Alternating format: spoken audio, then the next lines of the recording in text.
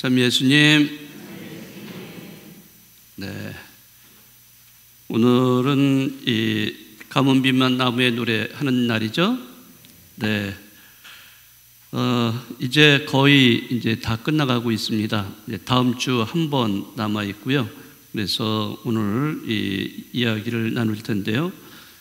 오늘은 두 가지가 있는데, 하나는 믿음에 관한 이야기고 하나는 거룩함에 관한 이야기입니다. 두 가지를 다 말씀드리기에는 너무 시간이 걸리기 때문에 믿음에 대해서 잠깐 이야기 나누는 시간을 갖도록 하겠습니다. 네, 여기서 이 저자는 그 믿음의 네 가지 단계를 이야기하고 있습니다. 뭔지 아세요? 혹시 책을 읽어보신 분들 기억나세요? 잘 모르세요? 184쪽에 있는 말씀인데요. 184쪽.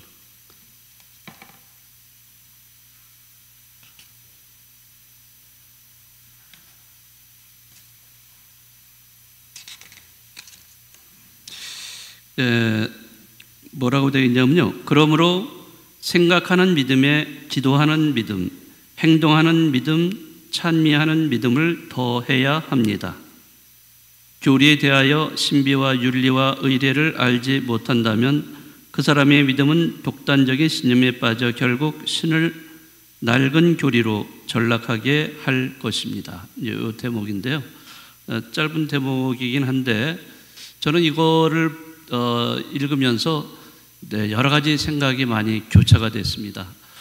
자, 믿음, 오늘 제1독서에서 히브리서도 아주 유명한 믿음에 대한 이야기를 하고 있습니다. 이 히브리서의 11장은 믿음의 헌장이라고 할 만큼 믿음을 정확하게 정의를 내려주고 있습니다. 여러분들 한번 매일밀사책에 보시면은 히브리서의 말씀, 거기서 첫 번째, 형제 여러분, 믿음은 우리가 바라는 것들의 보증이며 보이지 않는 실체들의 확증입니다. 자, 이렇게 정의를 내리고 있습니다. 아주 명확하게 정의를 내리고 있어요. 우리 보통 믿음이 뭐야? 이런 거를 질문을 하면 뭐라고 대답하기가 좀 어렵죠. 그죠? 네, 믿음? 나 그냥 믿어. 하느님, 자, 그렇기 때문에 믿음을 정의를 내린다. 네, 이게 쉽지가 않습니다. 그런데 히브리서에서는 이 믿음을 이렇게 아주 정확하게, 자, 믿음은 우리가 바라는 것들의 뭐라고요? 보증입니다. 우리가 바라는 것들의 보증이고 또 보이지 않는 실체들의 뭐라고 그랬어요? 확증입니다.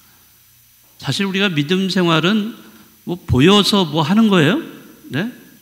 하느님 눈에 보입니까? 전혀 보이지 않습니다. 하느님 만질 수 있어요? 전혀 만질 수가 없어요.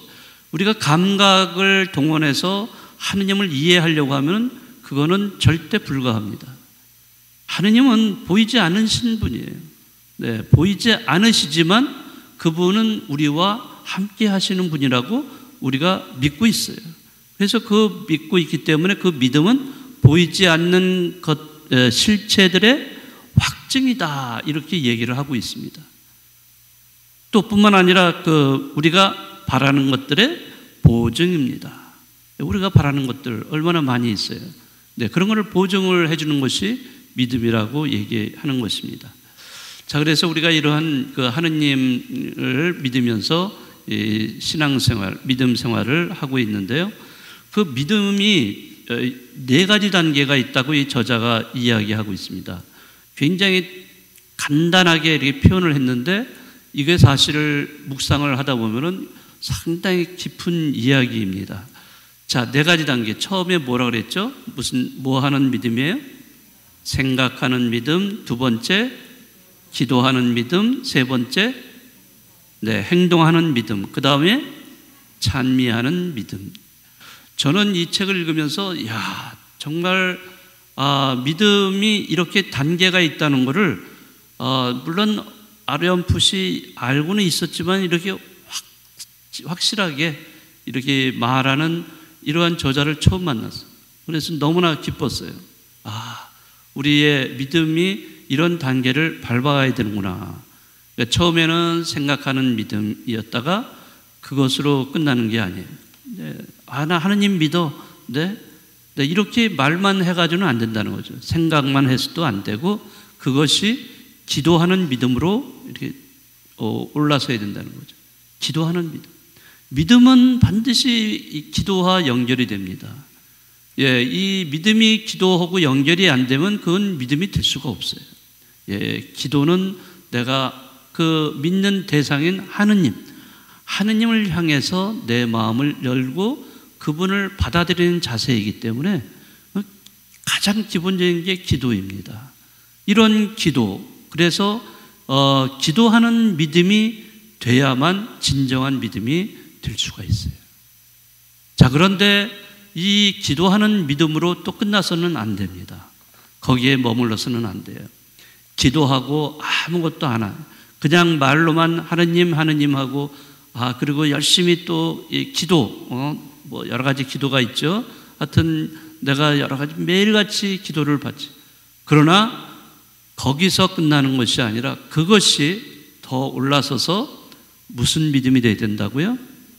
행동하는 믿음이 돼야 된다라고 말하고 있습니다. 행동으로 나타나야 돼요. 자기가 기도한 그 하느님을 내가 이 행동으로 증거를 해야 됩니다. 내가 기도를 하느님께 바쳤는데 그 하느님, 내가 믿는 하느님을 내가 행동으로 증거를 해야 돼요. 그러면 행동으로 증거한다는 건 뭐예요? 하느님을 증거한다는 것은 사랑으로, 자비로, 용서로서 또는 나눔으로서, 봉사로서, 자기 희생으로, 헌신으로, 다양한 방법으로 하느님을 내가 행동으로 증거하는 그런 모습을 보일 때 진정으로 그것은 올바른 신앙이라고 얘기할 수 있습니다. 그래서 야고보서에서도 그러잖아요. 행동하지 않는 신앙은 무슨 신앙이라고 했어요? 죽은 신앙이라고 이렇게 얘기를 하죠. 죽은 신앙. 우리는 죽은 신앙인이 아닙니다. 늘 하느님과 함께 살아있는 신앙인이 돼야 돼요. 살아있는 신앙인이 되려면 결국에는 우리는 행동을 해야 됩니다. 그래서 이 행동을 통해서 하느님을 증거해야 된다는 거죠. 자, 그러나 우리가 행동하는 믿음으로 끝나는 것이 아니라 마지막 단계에 가서는 무슨 믿음이라고 그랬어요? 찬미하는 믿음이에요. 바로 그게 최종의 목적입니다. 최종의 목적이에요. 우리는 하느님을 찬양하고 하느님을 찬미하고 하느님께 영광을 드리는 그런 하느님의 자녀가 돼야 된다는 거죠. 그게 제일 큰 또 기도입니다. 자, 기도 중에 가장 높은 단계 기도가 바로 하느님께 찬미를 드리고 하느님께 영광을 드리는 거예요. 그래서 이냐시오 성인의 모토가 뭐예요? 하느님의 더 큰 영광을 위하여. 이게 이냐시오 성인의 모토예요. 그분의 모든 것은 다 최종으로 결론이 나는 것은 하느님께 영광을 드리는 걸로 결론이 납니다. 모든 게 내가 말하고 내가 행동하고 누구를 만나고 무슨 말을 하건 어떤 것을 하건 간에 그것에 대한 결론은 뭐라고요? 하느님의 영광을 위한 것이 돼야 된다는 거죠.